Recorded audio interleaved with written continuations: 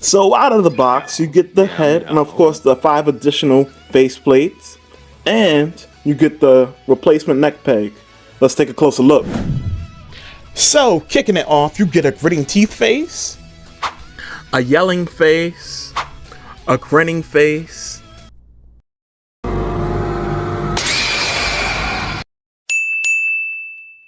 It was all wiggly. All jokes aside, it seems like the barber was definitely shivering when he was doing Vegeta's lineup. Now, does that mean that it's a terrible thing? No, but I thought it was definitely something worth noting in terms of how neat the hair is done. But it's just these 2 faces. A snuffed face, or more easily known as a punched in the face. And of course, what would a set of Vegeta faceplates be without a stern looking mean face? And last but not least, for whatever reason, they decided to package a Vegeta trying to be Dracula face in this set of head sculpt. So I don't know what's up with that. Let's we suck your blood. That shit was whack! So here we have the collective lineup of all the different heads that are unique to each set. So for the base head, we have Vegeta turning into the Ozaru face. For the Super Saiyan head, we have the I'm mad at you Kakarot goofy angry face. I went over that in that video. For the Super Saiyan God head, or the silent, I think they call him Silent Avenger head, he has his calm, stern face, but he's looking downward, which can kind of be confusing if you know at first glance, because you're like, wait, did they give me 2 of the same head? And for the Super Saiyan Blue Evolution, or Berserker Blue, he has the super expressive yelling face, which has grown on me over time. Now, another thing I want to point out is that all these headsets have the same skin tone. So the point in bringing that up is it's not like one of these headsets matches better with each of the bodies. They all have the same skin tone. So you're gonna see once we get into the base heads on all the different bodies that I had available to me. Moving forward. Okay, so first in the lineup, we have something that has actually just went up for pre-order. The Dragon Ball Superhero Broly Super Saiyan God Vegeta body mold, and once again, the head sculpts look great on it. Now, one thing I will say is that the skin tone does not match the figure, and that is pretty easily overlookable if you consider that for the most part you can't even, unless you're looking closely on the neck, which I've said in the other reviews, then you're not gonna notice it.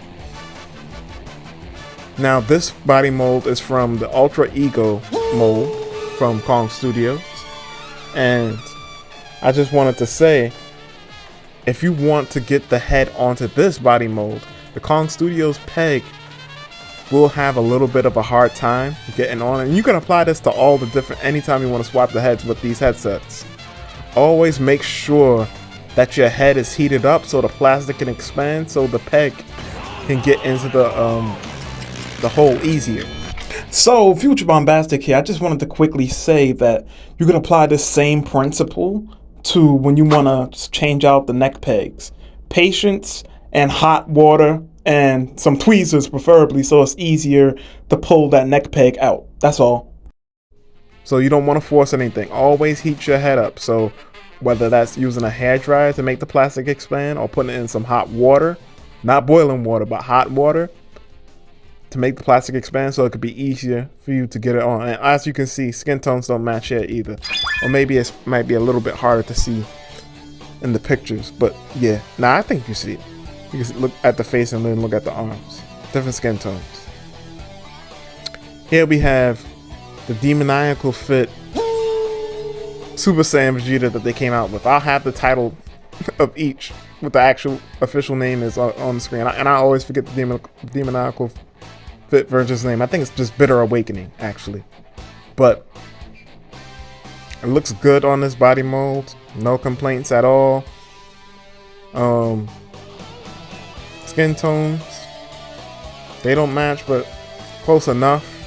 Like I said, unless you're zooming in on the neck, you're not gonna notice it at all. Most of his body's covered in spandex anyway, so this is really only relevant for the outfits where his arms are showing, like this one right here, Dragon Ball Super superhero Vegeta body mold. I think this is the one that it matches with the most seamlessly, but ironically this is arguably the worst mold on this list. So, you know, make of that what you will. On to the next one. So, and finally we have the most recent release from Tamashii Nations, the Super Saiyan Blood Awakening Vegeta from S.H.Figuarts Tamashii Nations, and it looks good on this mold. Just it's on par with the demoniacal fit, or they are on par with each other. It's just a matter of what color you want your uniform to be, or what shade of blue, what shade of yellow they use. But with all that being said, I show you this mold on the Saiyan Saga Vegeta mold.